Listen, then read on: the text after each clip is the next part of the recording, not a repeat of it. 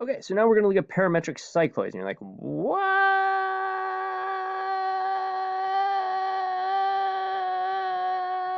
is that? Well, we're going to find out. But before we do that, again, we're getting down to the end, so I had another friend who wanted to come in and give some words of wisdom. So here's my friend Earl. Do you? That's what it boils down to is true. Do you? Because you are held accountable for you. Do you? Is that really what you want me to see? Do you? Because I'm to me, truly. So Earl's a little rough around the edges, but he's a good guy, means well, and he has a good message.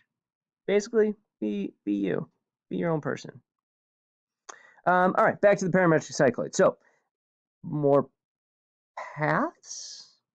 What does the following set of parametric equations represent? Where does it start when t equals 0, and what direction does it go? So our parametric equations are x equals cosine t, y equals sine t. So I want you to answer these questions. You should be able to figure this out. We know enough about parametric equations now, so start at the beginning.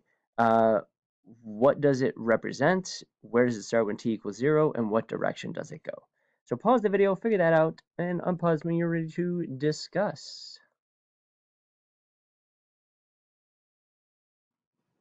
All right, so if we plug in 0, we get x equals 1, y equals 0, so it starts at the point 1, 0.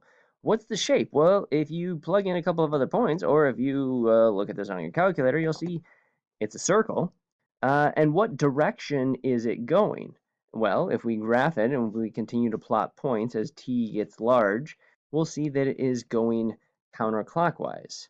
So what is this? Unit circle.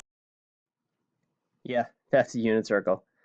Again, what does the unit circle say? Picture me rolling. Easy now.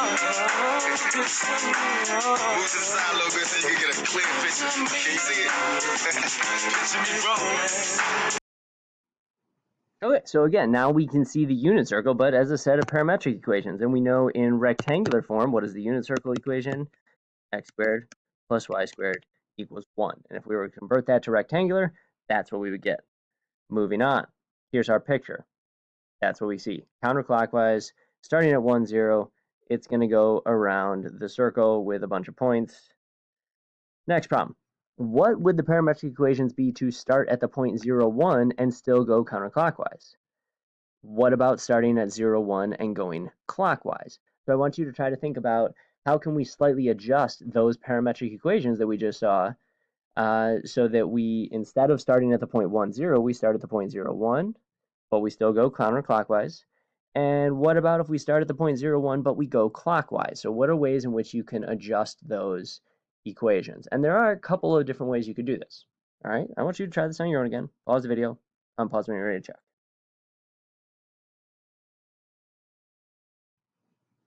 All right, so what I came up with was to start at the point 0, 1, but go counterclockwise still. I could do x equals negative sine of t and y equals cosine of t. And again, you can check this on your own, use your calculator, or plot points by hand, it's up to you.